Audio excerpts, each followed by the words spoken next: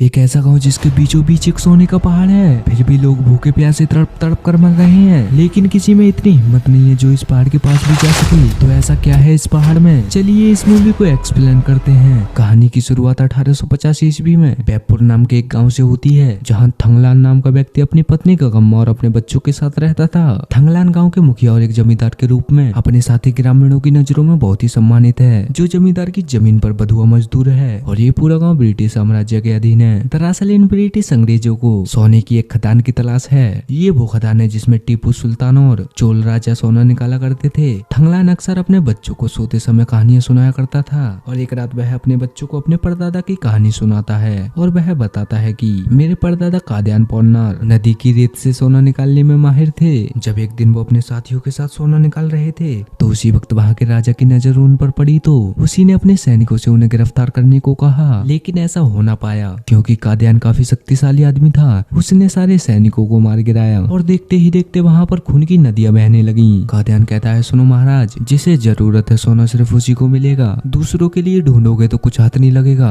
और हुआ भी कुछ ऐसा ही। राजा ने जब सोना निकालने के लिए सारे सैनिक नदी में उतारे तो उन्हें कुछ हाथ नहीं लगा। इसी बीच एक की नजर सोने की चट्टान पर पड़ी। उसने राजा को बताया कि महाराज इधर एक सोने की चट्टान है। हालांकि कादियान ने राजा को सचेत किया कि पानी में बहता हुआ सोना ही लिया जा सकता है, लोगों के लिए वही माँ का आशीर्वाद है, वो जमीन का सोना हमारे लिए नहीं है। उस चट्टान के नजदीक जाने की कोशिश भी न करें, क्योंकि उस सोने वाली चट्टान की रक्षा नागर जनजाति की एक महिला आरती करती है, और वो महिला घने जंगलों की रक्षा भी करती है। लेकिन राजा कादियान की बात नहीं मानता है, और वो अपने सैनिकों को सोने की चट्टान की तरफ जाने को कहता है। जैसे ही सैनिक चट्टान की ओर बढ़ते हैं, वैसे ही सांपों का एक झुंड उन पर हमला कर देता है। यहाँ राजा को कादियान सांपों से बचाता है, और आरती से अकेले ही भिड़ जाता है, और काफी देर लड़ने के बाद वो उसे बंधक बना लेता है। राजा उसकी यह लड़ाई देखकर काफी प्रभावित होता है, और उसे अपनी सेना का सेनापति बना देता है। लेकिन जैसे ही राजा सोने की चट्टान से कुछ पत्थर उठाता है, तो वह सोने का पत्थर मिट्टी बन जाता है। अब आप सोच रहे होंगे कि ये तो थंगलान के दादा की कहानी है, तो इसमें थंगलान का क्या रोल है और उसकी क्या कहानी है, तो ये सब जानने के लिए आप लोग वीडियो में एंड तक बने रहिए। और हाँ, वीडियो थोड़ी सी भी अच्छी लगी हो तो वीडियो को लाइक कर देना।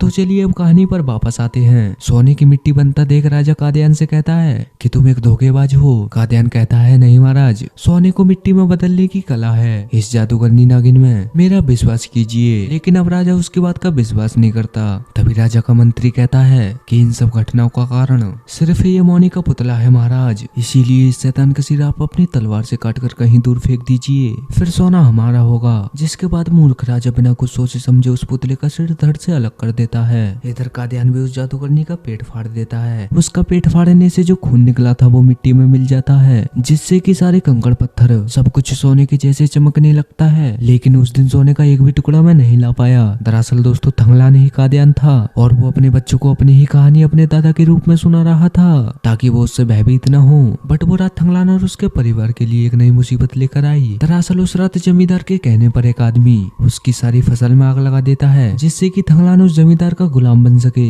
जिस तरह उसका पूरा गाँव गुलाम है। दरअसल जमींदार ऊंची जाति का था, इसीलिए वो नहीं चाहता था कि कोई नीची जाति का आदमी उसकी बराबरी करे, और तो और ये ऊंची जाति के लोग इन लोगों पर आए दिन अत्याचार करते थे। तभी कुछ दिनों बाद मिस्टर ग्लेमन और उसके साथी उसके गांव आते हैं। दरअसल मिस्टर ग्लेमन चाहता था कि थंगलान और उसके सभी साथी सोना ढूंढने में उनकी मदद करें, जिन्होंने सोना खोदने में पहले कई बार राजाओं की मदद की थी। इसीलिए अब वो भी चाहता था कि ये सब लोग मिलकर मेरे लिए भी काम करें। बट गाँव वाले हैं कि उसकी मदद करने के लिए साफ इनकार कर देते हैं, और वहाँ से भाग जाते हैं। ये देख मिस्टर ग्लेमन गुस्से में कहता है कि वहाँ कोई भूत पिशाच नहीं है, और आपको जितनी मजदूरी चाहिए आपको मिलेगी। अब रात में गांव के कुछ बुजुर्ग लोग थंगलान के घर आते हैं, और वो उसकी पत्नी को समझाते हैं कि गगम्मा थंगलान को गोरे साहब के साथ जाना ही होगा, नहीं तो ये गोरे लोग हम सबको गोली मार देंगे। इतना सुनते ही गगम्मा रोने लगती है, और पति यानी थंगलान से कहती है कि मैं आपके बगैर नहीं जी सकती, इसीलिए मैं आपको नहीं जाने दूंगी। थंगलान गगम्मा से कहता है कि इस गाँव में सबसे हिम्मत वाली औरत है रे तू, फिर भी मुझे जाने से रोक रही है, और वैसे भी मैं जल्दी ही वापस आ जाऊंगा, तू टेंशन न ले। और इसी तरह अगली ही सुबह वो लोग सोना ढूंढने के लिए रवाना होते हैं। अब कई दिनों तक जंगल में चलने के बाद थंगलान को वो नदी दिखती है जिसमें से वो पहले सोना निकाला करता था। वो अपने ही साथ आए सभी साथियों से कहता है कि रास्ता रोकने वाली जंगल की नदी, धूल उठाने वाली तूफानी हवा, इसमें आया हुआ जहरीला सांप और डंक मारने वाला बिच्छू, वो सभी इस जमीन के रक्षक हैं, और उन्हें अपनी जान की कोई परवाह नहीं है। इसीलिए अपने शरीर को मजबूत बनाओ, नहीं तो ये हम पर हावी हो जाएंगे। और हुआ भी कुछ ऐसा ही। जैसे ही ये लोग नदी के बीचों बीच पहुंचते हैं वैसे ही वो जादूगरनी उन सभी पर हमला कर देती है। उसी हड़बड़ाहट में थंगलान का पैर नदी के नीचे पड़े पत्थरों में फंस जाता है, जिसके चलते वो निकल नहीं पाता है। बट समय रहते उसका ही एक साथी उसे निकाल लेता है और उसकी जान बचा लेता है। रात को मिस्टर ग्लैमन थंगलान को बुलाकर उन सभी लोगों की मजदूरी देता है और कहता है कि बाकी तुम लोग बहुत बहादुर हो। अब कई दिनों तक सोने के लालच में ये लोग जमीन के अंदर कई जगह पर गड्ढा खोदते हैं, पर इन लोगों को अभी तक सोने का एक टुकड़ा भी नहीं मिला। तभी उन लोगों को वहाँ पर एक कुआं दिखता है, जिसे देख मिस्टर ग्लैमन कहता है कि हो सकता है इस कुएं के अंदर सोने तक पहुँचने की सुरंग हो, इसीलिए तुम अंदर जाओ और देख कर आओ। अब वो लोग ना चाहते हुए भी कुएं के अंदर जाते हैं। उन लोगों को कुएं के अंदर सोने की सुरंग तो नहीं मिली, पर उनको मुनि का एक सिर मिला, जिसे पहले एक राजा ने काट दिया था। थंगलान उस सिर को देखकर मिस्टर ग्लैमन से कहता है, महाराज ये मुनि का सिर हाथी वाले पहाड़ से आकर यहाँ गिरा था और इसका घर आज भी उस पहाड़ के आसपास ही है जहाँ सोने की खदान है। लेकिन मिस्टर ग्लैमन उसकी बात का यकीन नहीं करता और वहाँ जाने के लिए मना कर देता है। तभी ऑथर ग्लैमन से कहता है कि शैतान हमें नियंत्रित कर रहा है, वो हमें भटकाने की कोशिश कर रहा है। तुम समझ नहीं पा रहे हो मिस्टर ग्लैमन।